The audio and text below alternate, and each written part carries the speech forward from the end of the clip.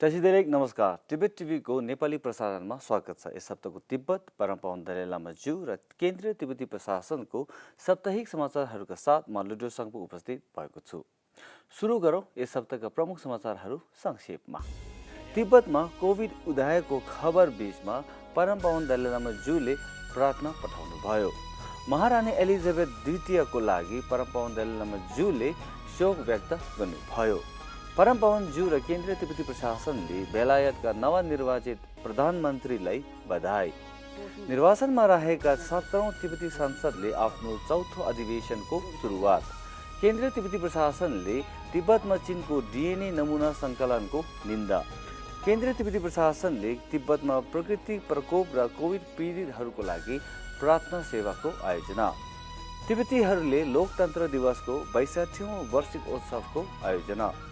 अमेरिकी senator John ओसोफले Tibet संसदको भ्रमण। अब समाचार विस्तारमा।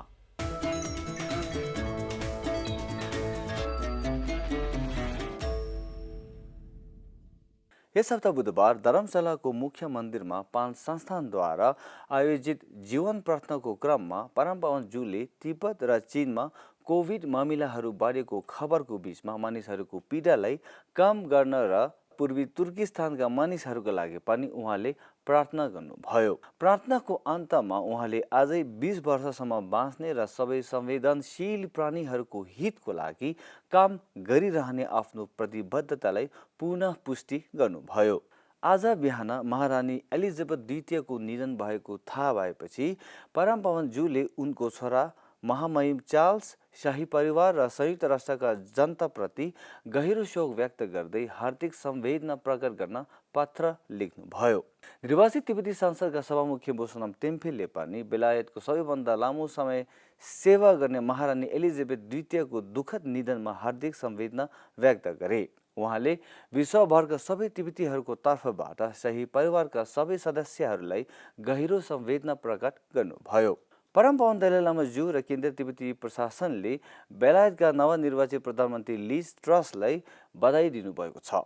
लिज ट्रसलाई आफ्नो पत्रमा परमपावन ज्यूले तिब्बतीहरूले ग्रेट ब्रिटेनसँग लामो र अद्वितीय सम्बन्धको आनन्द उठाएको र तिब्बती जनताको स्वतन्त्रता र मर्यादाको आकांक्षाप्रति ब्रिटिस मित्रहरूको बलियो चासो र समर्थनको प्रशंसा गरेको उल्लेख गर्नुभएको छ।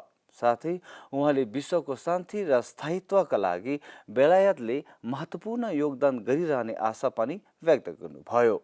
लिज ट्रसले आफ्नो बधाई पत्रमा केन्द्रीय तिब्बती प्रशासनका सिजोङ पेम्बा छिरिङले नयाँ प्रधानमन्त्रीको नेतृत्वमा बेलायतको सरकारमा बेलायतको नीति र द्विपक्षीय सम्बन्धको माध्यमबाट मानव अधिकारको कारणले अगाडि बढाउने आशावादिता व्यक्त गरेका छन्। निर्वाचित तिब्बती संसदका सभामुख बोसोनाम टेम्फेलले लिज ट्रसलाई बधाई दिँदै उनलाई तिब्बतको पक्षमा समर्थन गर्न आग्रह गरेका छन्।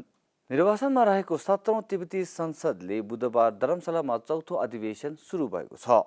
10 दिने अधिवेशनको उद्घाटन मन्तव्यमा सभामुख बोसोनाम टेम्फेले परमपूज्य दलाई लामाज्यूले दिएका तिब्बती लोकतन्त्रको लोकतान्त्रिक मूल्य मान्यताले सुदृढ र संरक्षण गर्न तिब्बती संसदको दृढ आह्वान दोहोऱ्याउनु भयो। चीनले 5 वर्षसम्मका तिब्बती बालबालिका लगायत तिब्बतीहरूको आधारभूत अधिकार र स्वतन्त्रताको हनन गरिरहेको छ।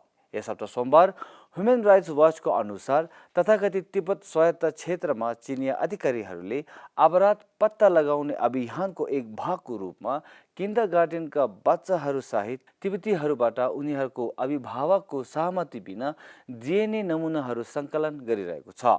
ह्युमन राइट्स वाचका अनुसार चीनले प्रहरी वा अन्य अधिकारीहरूसँग नियमित आदान प्रदानका लागि यसको डाटाबेसमा पहुँच राख्ने DNA नमुनाहरूको सङ्कलन गर्नु अन्तर्राष्ट्रिय कानुनले निषेध गरेको हस्तक्षेप वा गोपनीयताको उल्लङ्घन हो भनेको छ। केन्द्रीय तिब्बती प्रशासनका आधिकारिक प्रवक्ता तेन्जिन लेक्सेले यस अभियानलाई तिब्बतमा शासन गर्नको लागि वैधानिकता स्थापित गर्न चीनको हताश प्रयास बनेका छन् र पहिलेदेखि नै विद्यमान निर्दयी निगरानी शासनलाई बलियो बनाउनको लागि यस कार्यले अन्तर्राष्ट्रिय कानुन अन्तर्गत तिब्बती अधिकारको हनन भएको बताउनु भयो।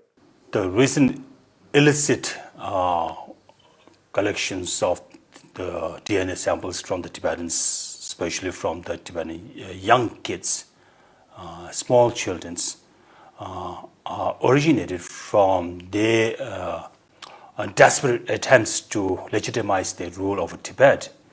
And in fact, with this collection of samples, DNA samples, it violates the international laws and breaking the human rights, and therefore we strongly condemned such activities which are specifically drawn for their security purposes.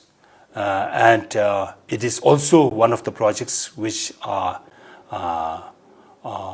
makes China a surveillance state, right, and making Tibet under their regime.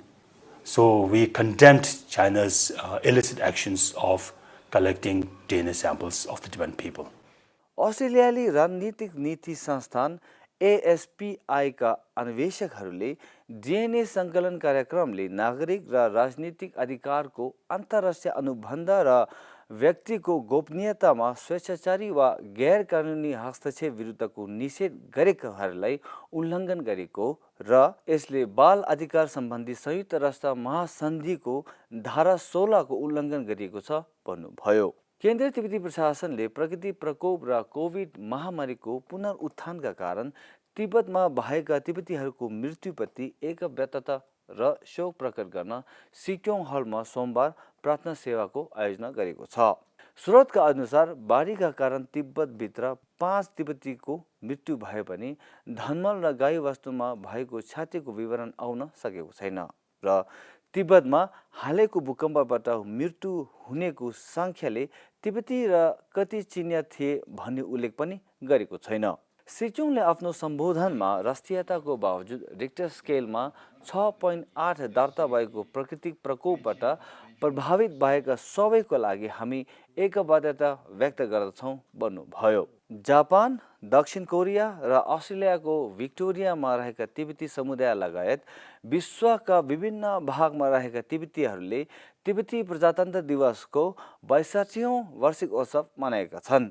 केन्द्रीय तिब्बती प्रशासनले September 2 तारिकमा धर्मशालाको मुख्य मन्दिरको प्राङ्गणमा यो दिवस मनाएको थियो, जुन दिन निर्वासनमा रहेको तिब्बती संसदका प्रथम निर्वाचित प्रतिनिधिहरूले परमपवनज्यूको दूरदृष्टि र नेतृत्वको अनुसरण गर्दै महान शपथ लिएका थिए। सेनेटर जोन ओसोफको नेतृत्वमा अमेरिकी प्रतिनिधि मण्डलले यस हप्ता निर्वाचित तिब्बती संसदको भ्रमण गरेको छ। प्रतिनिधि मण्डललाई उपसभामुख डोल्मा छिरिङ लगायत स्थायी समितिका सदस्य तथा संसदीय सचिवालयका कर्मचारीहरूले स्वागत गरेका थिए। प्रतिनिधि मण्डलका सदस्यहरूले निर्वासनमा रहेका तिब्बती संसदको कामकाज र तिब्बतीहरूका समस्याहरूबारे परिचय गरिएको थियो।